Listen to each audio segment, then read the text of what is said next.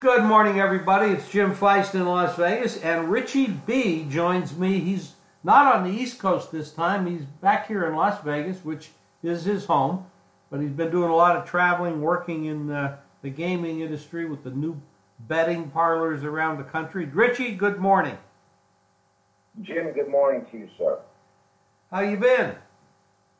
I've been good. Back in Vegas, like you said, traveling in Jersey. Sports betting is, hey, it's legal. We've been waiting for this our whole lives, and it's here now. And it's crazy the growth of the betting. I call this the top of the first inning of sports betting. It's going to be a 10-year project. Every inning, every full inning is a year. We're still in the top of the first, and we've seen 5 states come online for sports betting per se. Delaware has had some. New Jersey, Mississippi, West Virginia, I guess that's only 4.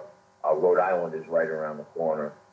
And it's just crazy at the way things are shaping up very, very early in the game.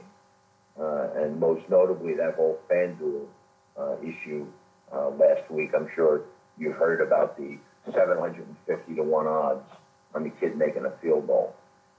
Yeah, that was interesting, and it just shows you the kind of mistakes people can make if they really don't know what they're doing. But well, a little background to your listeners. The end game obviously has grown into a very large portion of the wagering in Europe, and we're using it here in Nevada now as well, my company. And New Jersey also is doing the in-game wagering, and typically they're using feeds, what they call feeds, probabilities from third-party companies that using all the algorithms based on the score and the time remaining. And when they get close to the end of the games, some of these algorithms and feeds can't mathematically provide good pricing in the last few minutes. They can't figure it out. The European operators are very good at soccer because they don't score anything. It's all about time. The field position and strategy is hard to make a mathematical formula on. So a lot of these companies, they take over the feed themselves, and they take the price and they make the adjustment based on the field position or the strategy. And in the case of the Broncos game, they were supposed to make it a 6-1 favorite that he makes the field goal and win the game. Instead, somebody manually typed in, and don't ask me how, sounds like a little funny business, typed in 750 to 1, and they wrote a few $100s in bets, and I guess 80,000's been publicized, but I heard the number's closer to 400,000. And then they paid the guys off. So crazy to pay off on a human error, but they did. what would they have done in Las Vegas if something like that happened? Well, Las Vegas is very, very casino-oriented when it comes to the gaming board. And they make decisions. It goes to the gaming board for a ruling. The gaming board will make a decision based on how they feel the situation occurred. So it's not like precedent has been set in Nevada when it comes to mismanaged prices. Golden Nugget about 10 years ago hung up, I think, David Toms, who was supposed to be even money on a Sunday to win a golf tournament. And instead of typing in 100, which represents even money, they typed in 100 and then 2 extra zeros, Wow. which is 100 to 1 instead of even money. And they had some guys bet it, and they went to the board, and the board said pay the players. Now, that's not always the case. There's a lot of instances where they tell the book they can refund the money as well. New Jersey set a precedent, although the gaming board in Jersey did or did not state that they had to do it. FanDuel made a decision for they didn't want the bad press, and they spent the 400, and it's bad. What happens when it's $4 million next time instead of 400? What are you going to do?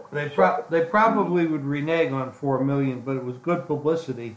they got everybody in the world covering it, and then they paid it. So that's probably money well spent. But $4 million, I think they'd have backed off.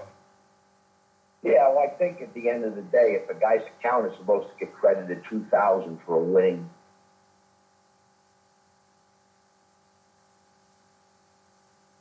Are you there? Book and say, sorry, sir, I made the mistake, but you have to live with it. Right. Of course, that's not the case. So, it's a little unfair that they went out and they paid it. I'd have rather send a check to charity for $400,000 than give the people their money, because it's not about the money; it's the principle. And unfortunately, an obvious mistake is not so obvious sometimes. So.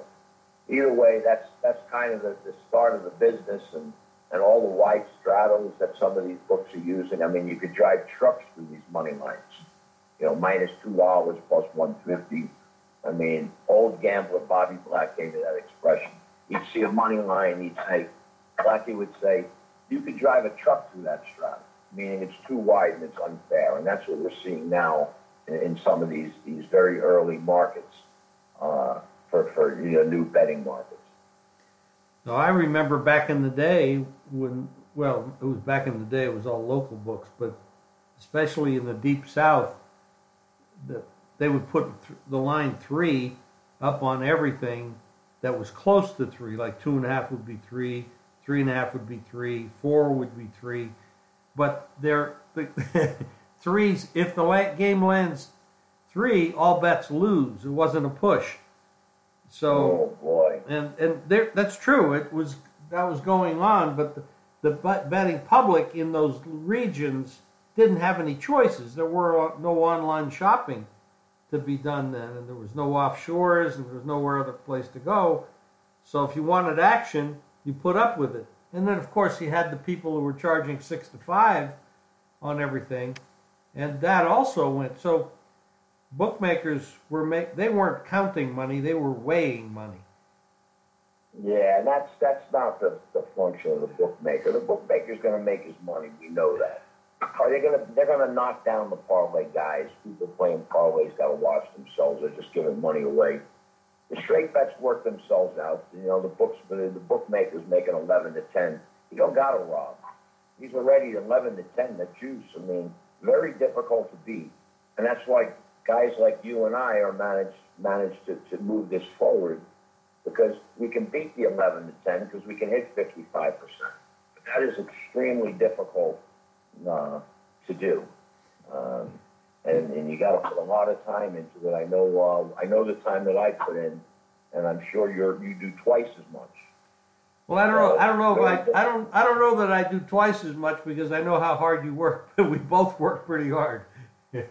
Yeah, it isn't easy. We were talking about laying 6 to 5, and the FCS games are now on the board. So there's another 50 games on the board. Just starting out. So many people don't even know that these games are available for wagering. But when you look at the schedule today, last year you only had the colleges. You had the Carolina, Miami, Florida game tonight. But tonight you got Northern Iowa, Indiana State, and you got South Carolina State against NC-A&T. I mean, these are two viable betting games. I mean, if you don't like the Miami game because you don't think they could cover the number and you don't want to bet it, you got 2 more games to choose from, and one who's on ESPN. I wonder if bookmakers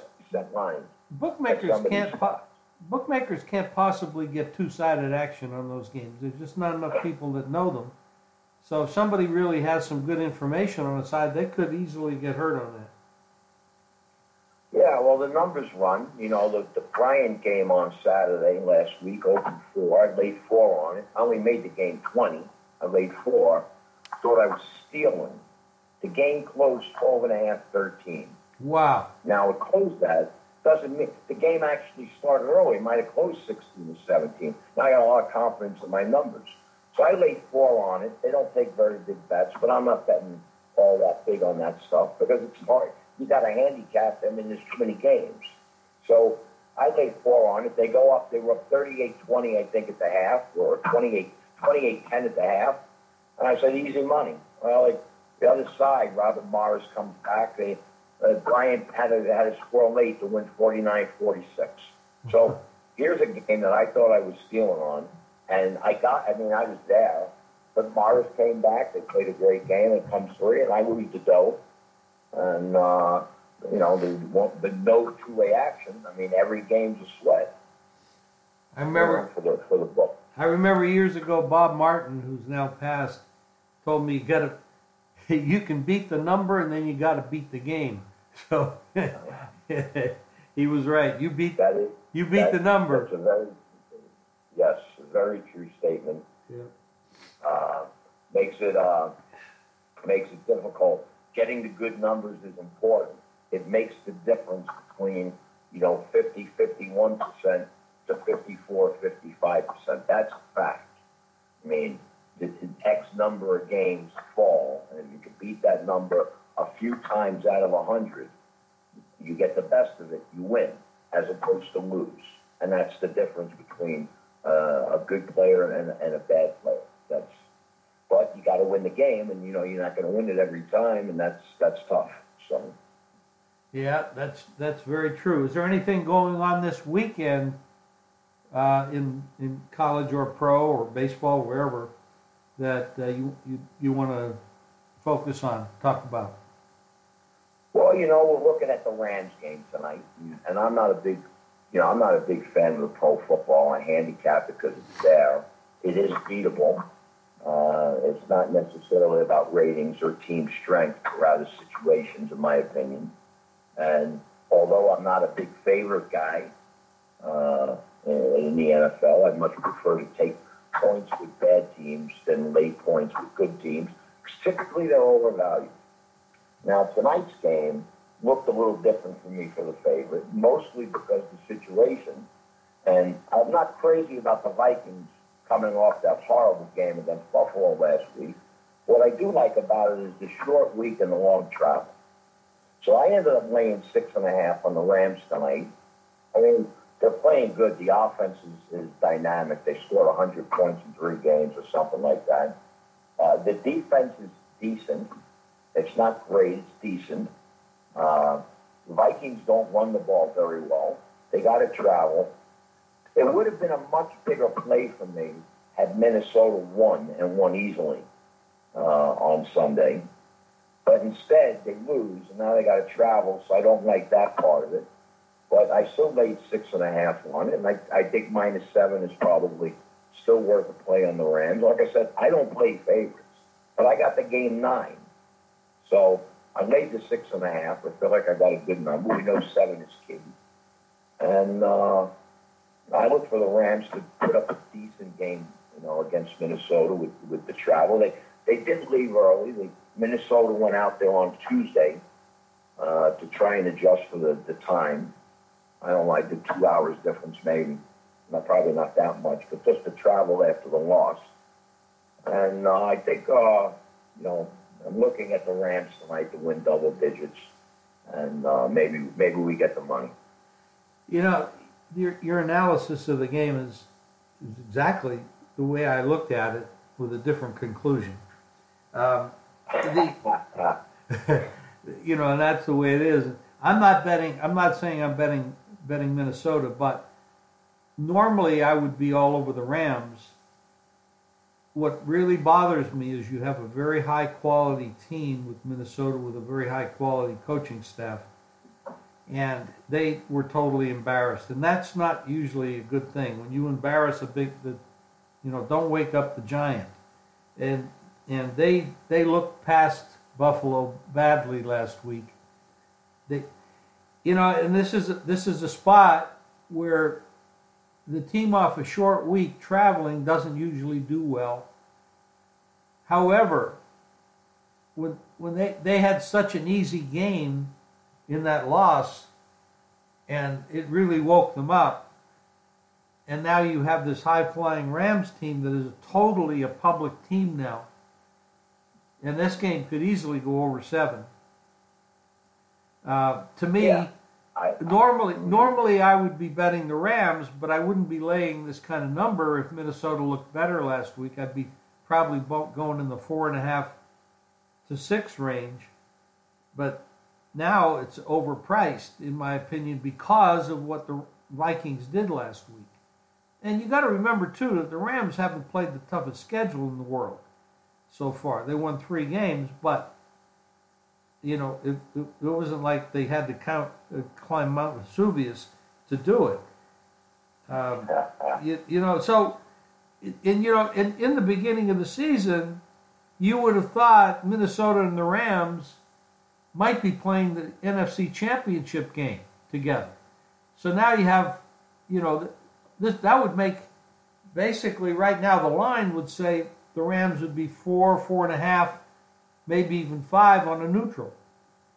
So that's a difficult situation for me to do that. But you said something earlier that is where I go for this. Number one, is there an angle in the total to play? That's one. Number two, in-game wagering, which is huge. Now, I think there's going to be a huge profit potential in-game wagering in this game. I think it's going to go back and forth. The Rams are not going to get a huge home field advantage because the crowds in LA are typically, LA crowds are not that noisy, passionate, and sometimes they don't even show up.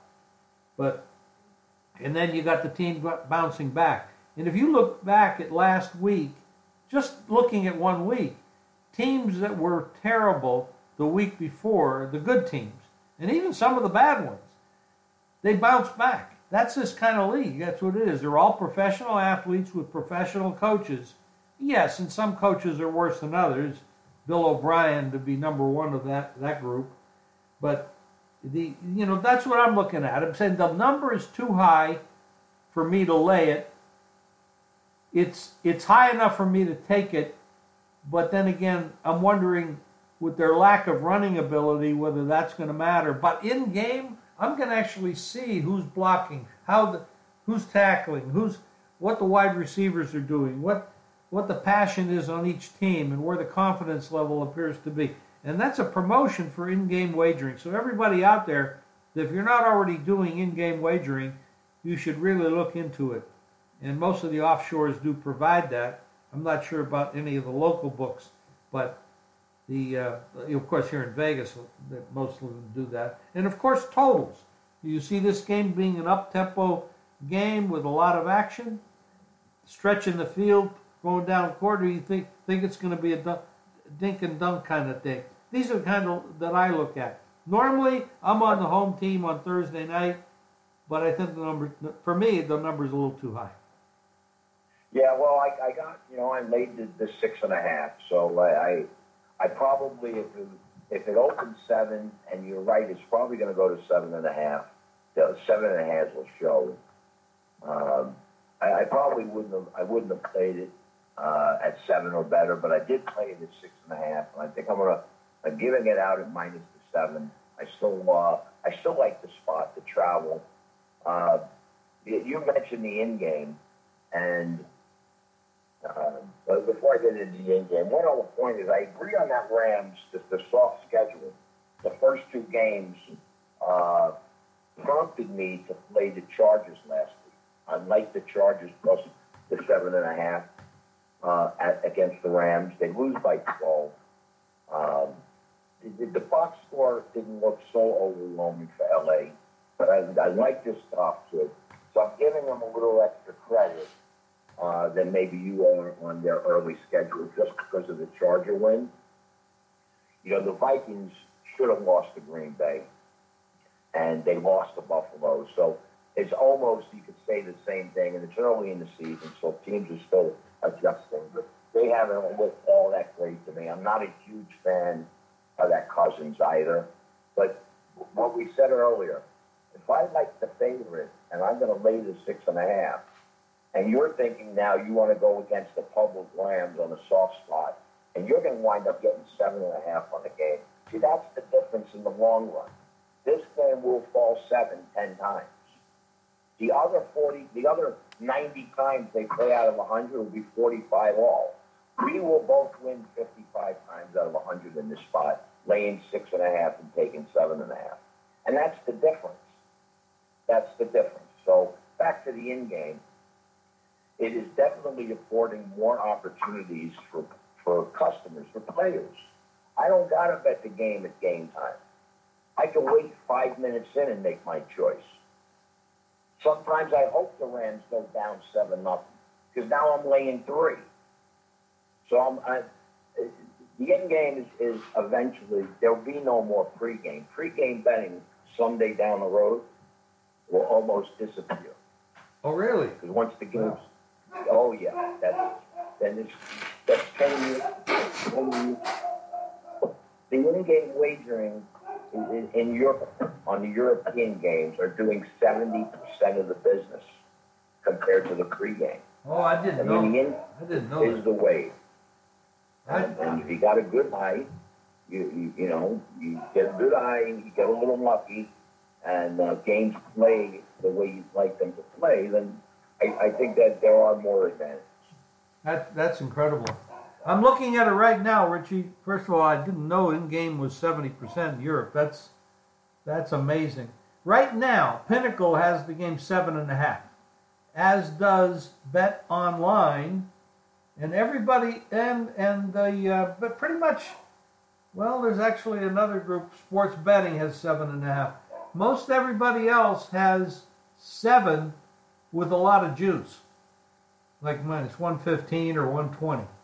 So you're definitely looking at Ram money out there at the moment. Total is sitting at 48.5 and 49. And like you said, we're both going to win a lot. I'm going to take 7.5, and you're going to lay 6.5. So we're going to both do pretty well on this bet. And then in game, it'll be interesting. It's definitely like you said. There's a lot of public money on the Rams. I don't normally play on the public side. I don't normally play favorites. When you get the isolated games, it's a little bit more available to me. But I'm just not a favorite player per se. I do like the typically betting teams that lose because it is a turnaround. It's not what you did last week. The league promotes the turnaround is better for the team that lost. But just in this case, the Cook ain't running tonight from Minnesota. I heard he's out. It looks like it could be a bit of a track meet. I typically like trying to get these TV games over in the isolated spots. So I won't do anything with the total because I missed the opener. I'm not going to go over personally 49 when you could have got 47. I try not to do that. That's a recipe for disaster to me. As soon as I do that, the game falls 48.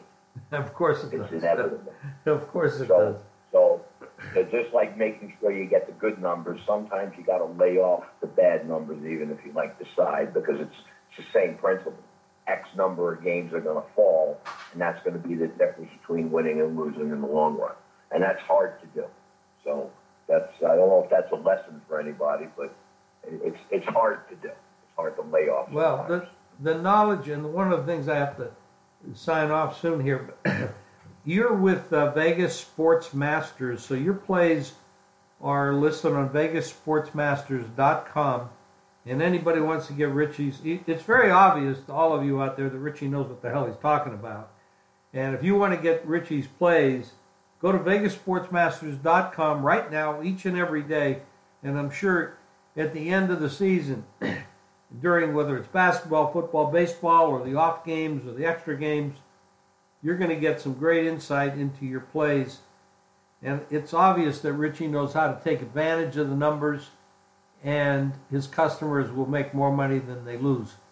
Richie, this is great information, not only for the listeners, but for me. I learn a lot every time I talk to you, and it's good luck with tonight's game. Good luck with the season. We will be back here with you, and I will do Monday and Thursday next week.